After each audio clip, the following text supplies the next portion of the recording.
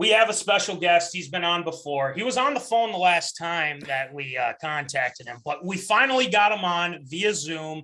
Our guy, Will.Ratelle. Claps all around for Will. Will, welcome back. It's a thrill to have you back, and we got some good questions for you. So are you ready? Are you ready for it? I am. I'm excited. All right, good. So when we first had you on, Will, we kind of talked about you starting up W2 Performance, and you post videos pretty much almost daily, really informational. And for some people that haven't like tuned in or like don't know what W2 Performance is, just kind of tell the zoners about W2 Performance and then what you want to accomplish with it. Yeah, so I think the best way to describe it is what I'm doing is I'm just creating content that is like practical and useful for people who are anywhere between like 14, 15 years old, all the way up until, 40 years old, that still wants to pursue athleticism. It's not like bodybuilding content. It's not powerlifting content. It's not Olympic weightlifting content. It's more just like general strength conditioning for people that still maybe play like rec league basketball, rec league volleyball, beer league softball, stuff like that. So people who still want to be relatively athletic after they've been playing high school sports, college sports, or professional sports. I just try to put out information that's practical for them. Just stuff that they could use in their training to become a better athlete, I guess. So that's kind of the gist of it. And then my goal for the company, I guess company, I'm the only one who's running it, but I just want to get as big as possible in the online space, to the point where I can rely on it as steady income. I'm getting there, but it's really slowly growing. So yeah, I'm putting content out on Instagram, get the following up there, YouTube, get the following up there, and then my website where I make sales, and try to get as much traffic there too. So yeah, just get as big as possible. Hopefully I can rely on it as my like primary source of income in the future. Because right now I'm also working at the University of North Dakota as a strength coach on staff there. So yeah, I'm kind of doing two things. And if maybe in 5 years or so I can quit my job at UND, that'd be awesome, and just do the online stuff. So yeah, we'll see where that goes in the next few years. Yeah. And, some of your content, that I've been kind of checking out, the Launch 1.0 is something that I was, looking into a lot too. Cause I see that you're, for one, you're dunking a lot, and well, man, Yeah. I mean, you got hops now, my friend. And it's, you're just, before you know it, they might have to ask you to the NBA dunk contest or something, or some rec league or, something like that. But can you kind of tell us a little bit about, Launch 1.0, what you want to accomplish with that specifically? Yeah. So I'm hoping that the longevity of it can last quite a bit. Cause really it's really just a 9-week program. It's the way it's designed is that it'll fit for anybody regardless of their schedule. So if you only have 3 days to train, you can do it. If you want to train 4, 5, 6 days a week, you can do it. So like it's designed in a way where you can make it work towards your schedule. And then the purpose of it is to improve like power output, explosiveness, jump height. That's really the idea behind it. So yeah, it's 9 weeks long. And I don't know, does that answer your question? Do you have specific questions about it, or is that no, that pretty much answers it. I assume people DM you and all that stuff. So what kind of questions do they ask you? Not just from Launch 1.0, but like just in general. Yeah, a lot. Well, honestly, a lot of the videos I make on YouTube are because of a question I get on Instagram. Sure. But just like people will just ask for like general tips. Like a really common question I get is like, what's one exercise that I can do to improve my vertical jump?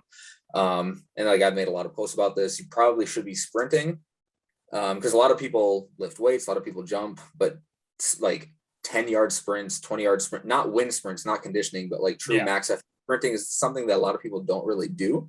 I don't know if that's because they think they get a lot of it through their sport organically or not. But that's usually my number one answer. And then I'll have like other parameters around loading, intensity, volume, that kind of stuff that can go along with it too.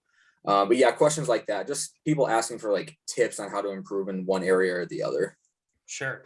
Yeah. And it's a lot of things like I see that you say like some things are underrated, some things are overrated and Yeah. whatnot. And that's really cool. I just think, there's some things that I was like, curious about, and I click into your video, and then you have all this information that you already, know and say, hey, this is the reason why this is overrated. This is the reason why this is underrated and whatnot. Like, let's just say, wind sprints are underrated and things like that. And then you kind of explain it. I think people find that really helpful. So it's looking pretty good for you. But for launch 1.0, will there be a 2.0 in the works? That's my question. Yeah, there are. I right now, so I'm writing an ebook with it. And it's done, but I don't like some of the ways I've worded things and I want to clean it up. I've been working on it since March, and I don't know when it's truly going to be done because I keep redrafting things. But yeah, there is a launch 2.0 in the books. I have another ebook and like training protocol coming out in about a month. That's called the Haas Project. So yeah, I'm working on these things. If I don't like the final version of it, I'm not going to put it out though. So sure.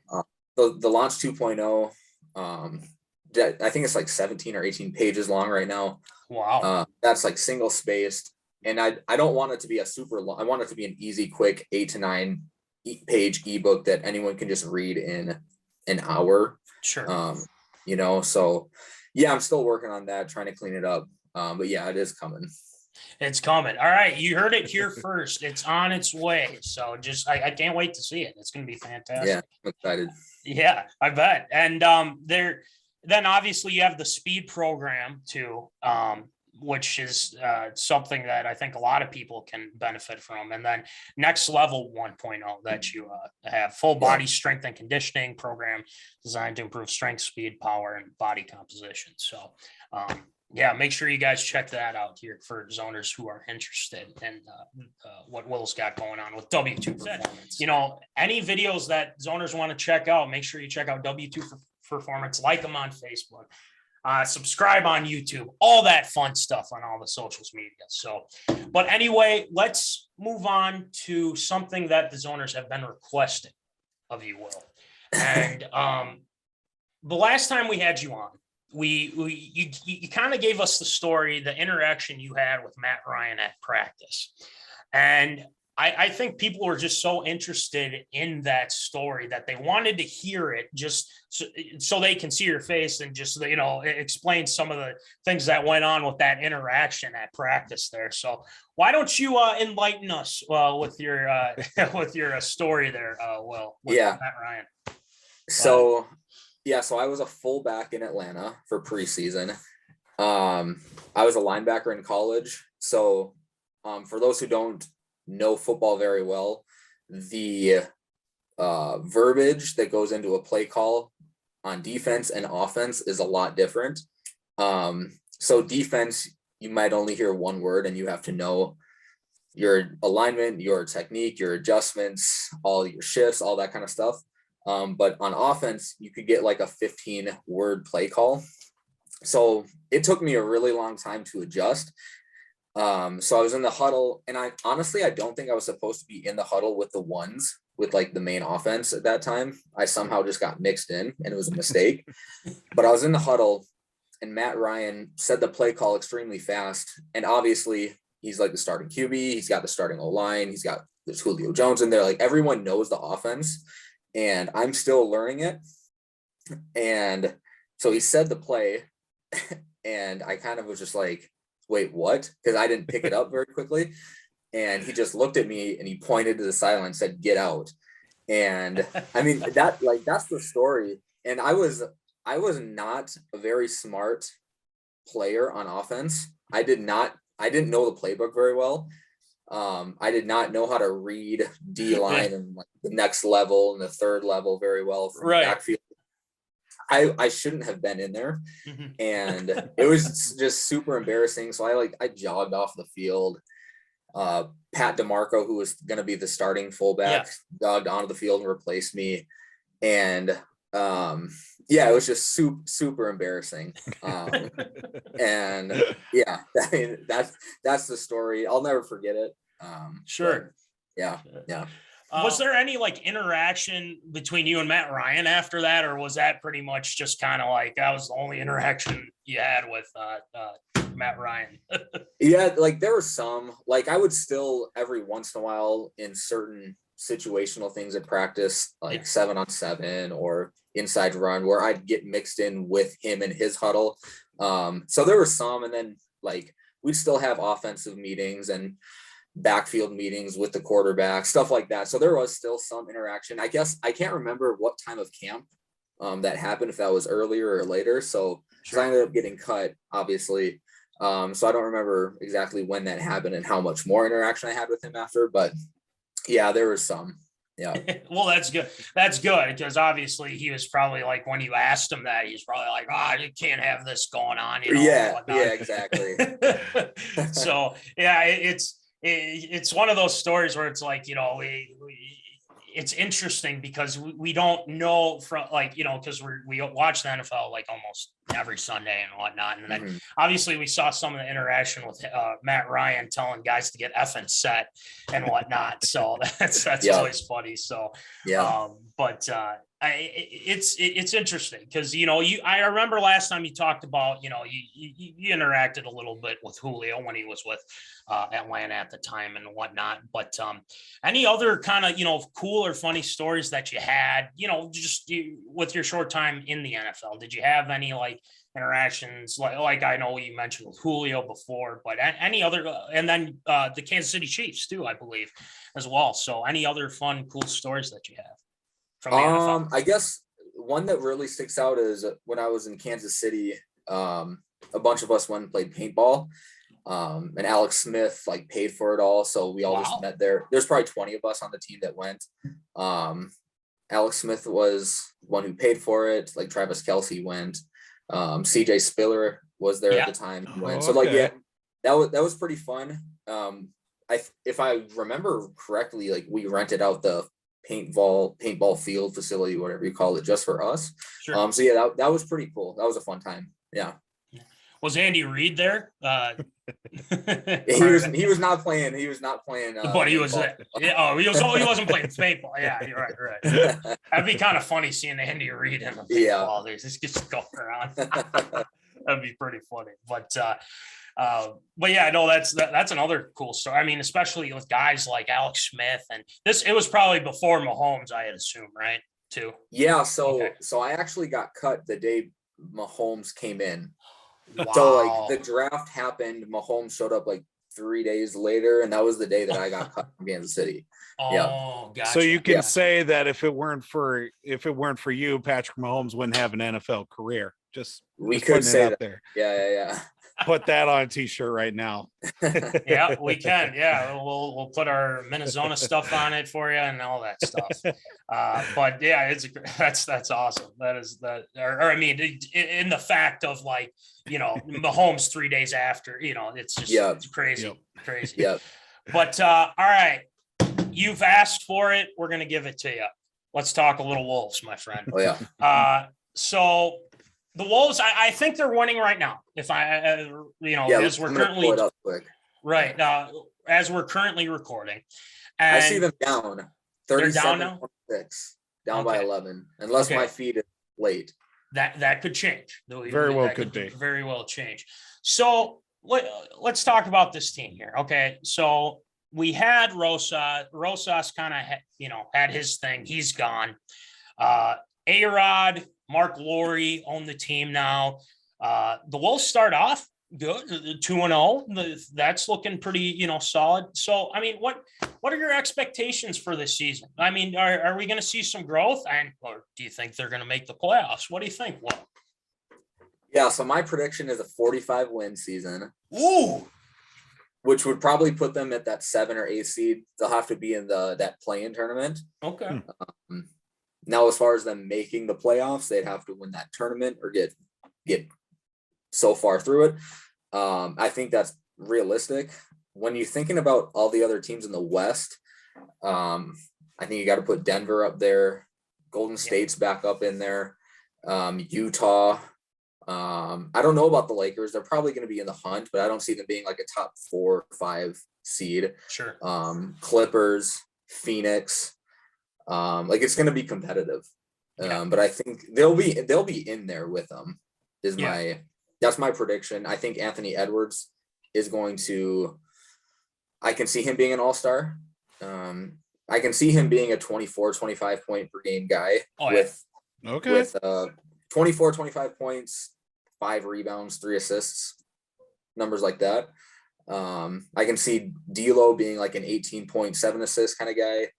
And then Towns a 23, 24 point, 11 rebound type guy.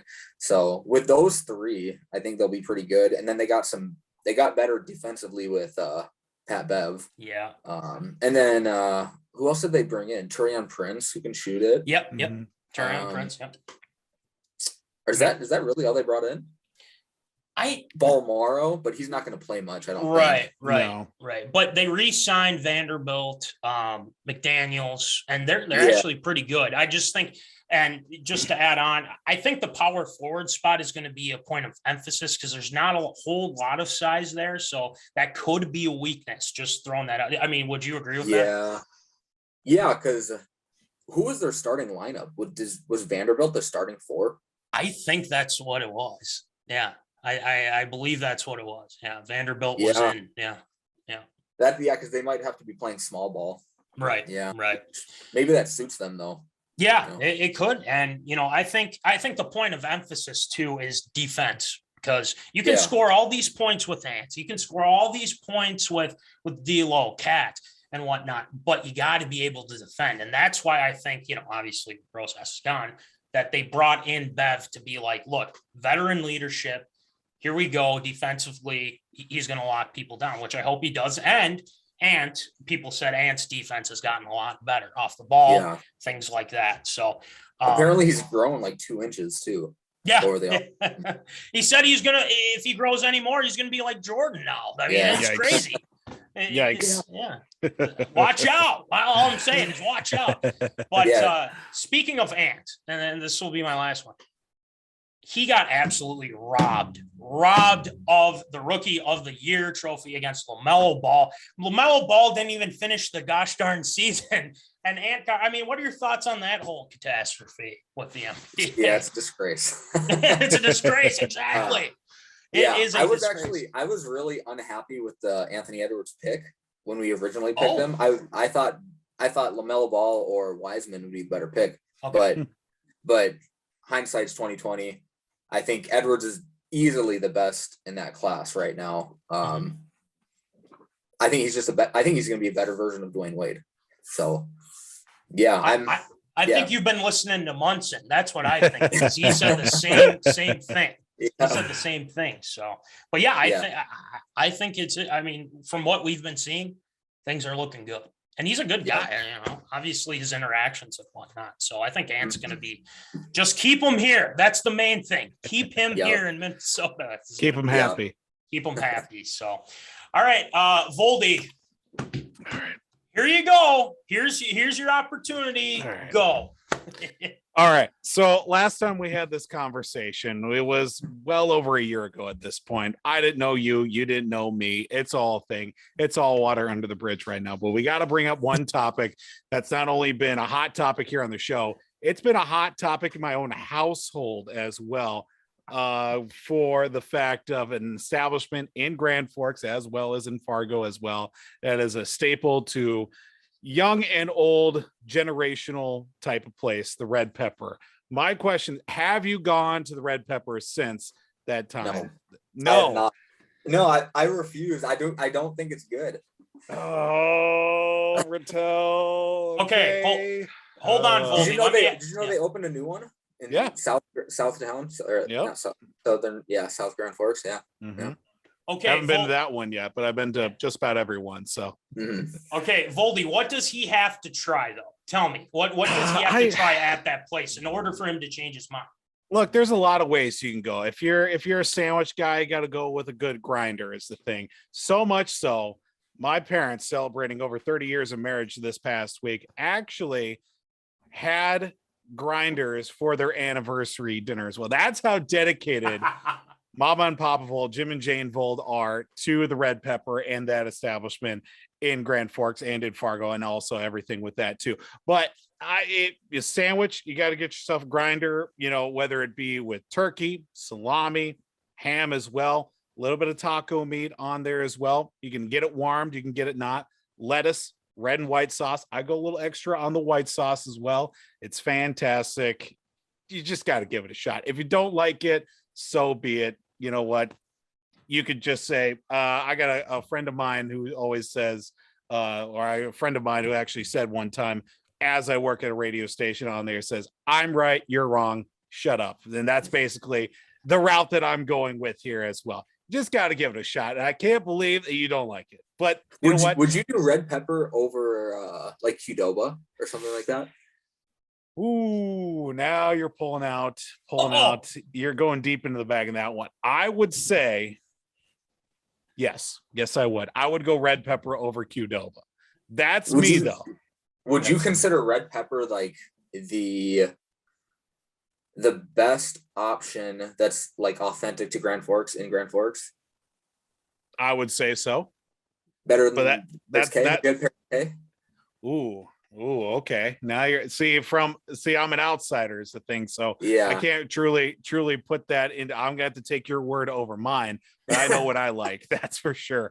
But man, I gotta go into the Rolodex on this one. I'm gonna have to ask the crowd for the 50-50 on this one, but I don't know. I can't give you a real informed opinion, but look, red pepper, you got to give it another try. You just got to go in there without the blinders on, knowing that you don't like it. When's your next time in Grand Forks? I don't know, somewhere between now and when they put me 6 feet under. So hopefully soon. You came to town one time, but I was out of town. Yes. So that was back end of July, early August. But I'm hoping maybe sometime this whenever I've got longer. So I think I was in Chicago, I think, for a wedding at that time. Yeah. So next time you're in Grand Forks, we'll have to do both the K and red pepper. I think we can make that happen. I'm gonna go out of my way to make it happen. I want a Voldy's vlog of this. We need video evidence of this.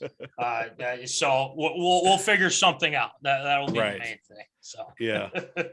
Go ahead, Voldy.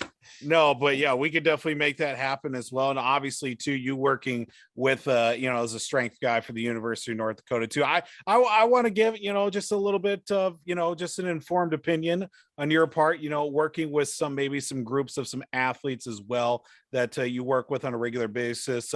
Is there a particular group of athletes, maybe from a certain team or a group within a team, or you see as maybe the most difficult group to work with, maybe a lot of attitude or just a lot of personality that kind of, steers them in the wrong direction? Yeah. So men's basketball, I love working with. And I think it's just because, so I'm 28, those guys are 18 to 22. So I'm like not that much older than them. Right. And it's just me and like 13, I think it's 13 or 14 of them. So it's not like a huge group. It's not like a big football team where there's 90 guys either. Right. So I think when I'm with them, like I don't want to say fit in, but like I can relate to them in a lot of ways. And it also helps that I love the game of basketball. They know that I play basketball. Like they see my dunking videos and all that stuff too.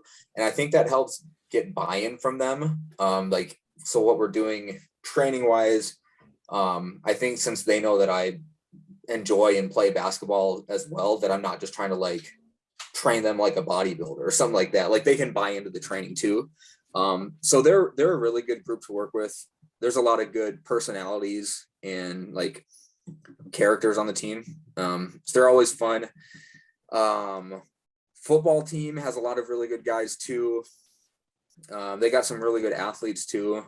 Like guys who have like couple guys who have like 40-inch verticals, some really big, strong dudes. So they're fun to work with too. Now football, just because it is such a big team, there's always going to be some assholes, that kind of just make the session not fun or whatever, make it suck. But that's going to happen with any school, any group of 90 guys. So then I work with volleyball too, and usually females are good to work with.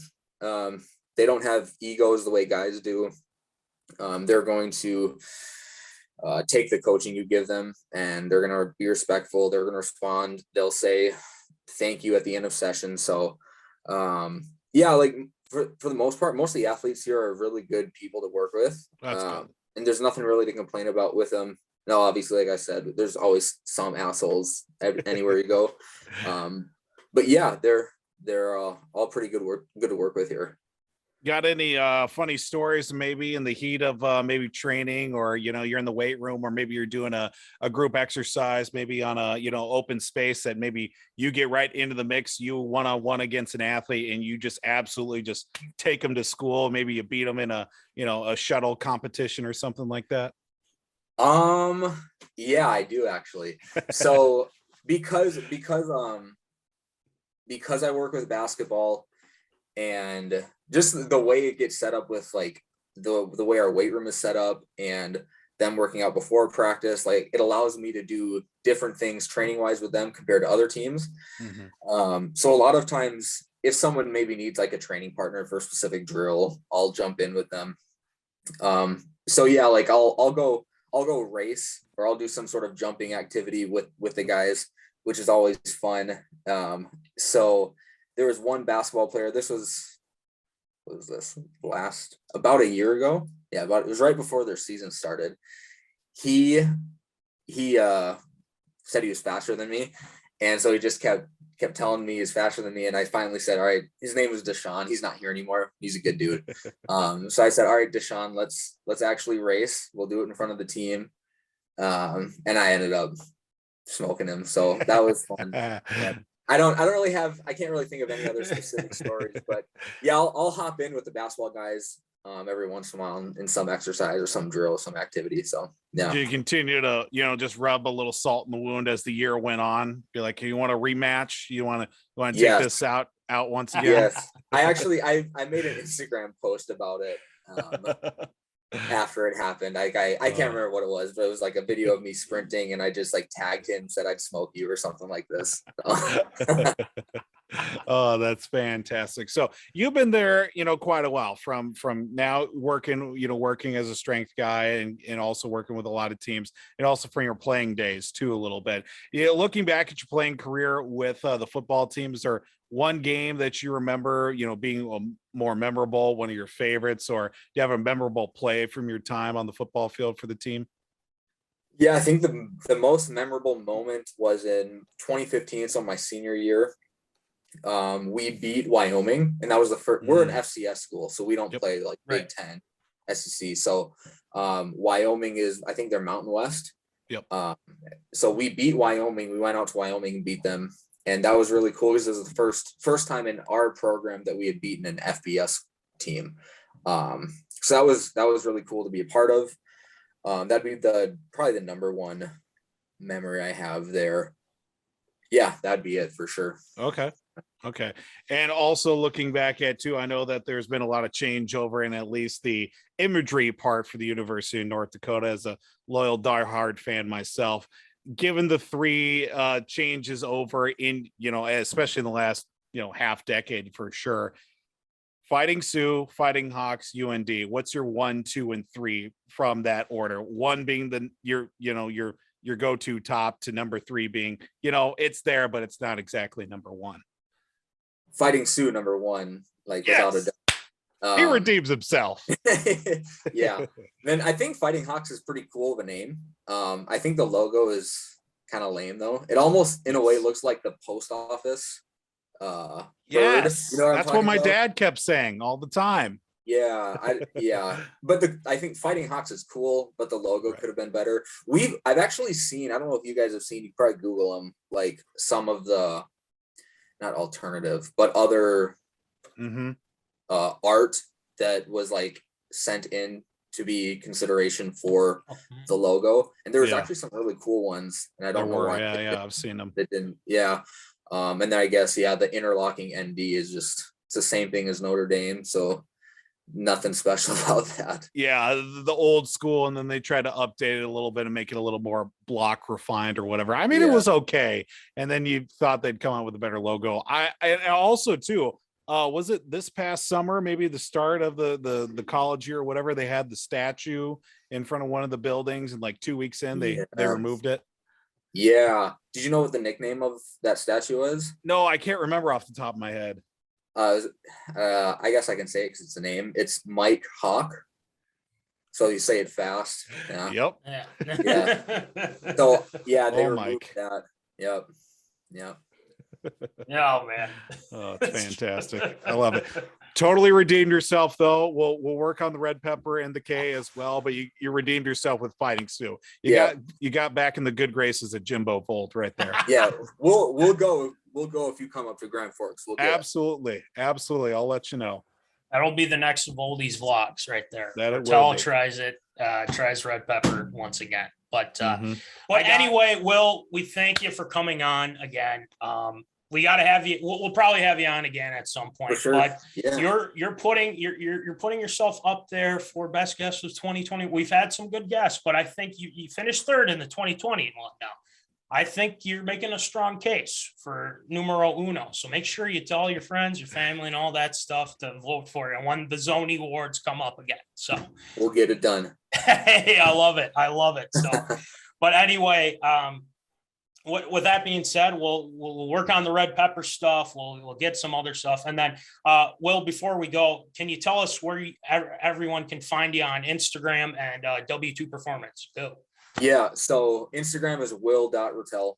Easy. YouTube is W2 Performance on YouTube, and then my website is W2performance.com. So yeah, pretty easy. Pretty easy. Check it out. W2 Performance. We promote it. We try to share as much videos as we can here on MinneZona Sports Live. So we'll do that for you. So, Will, thanks for coming on, and we'll talk to you soon. All right. Thanks for having me, guys. You bet.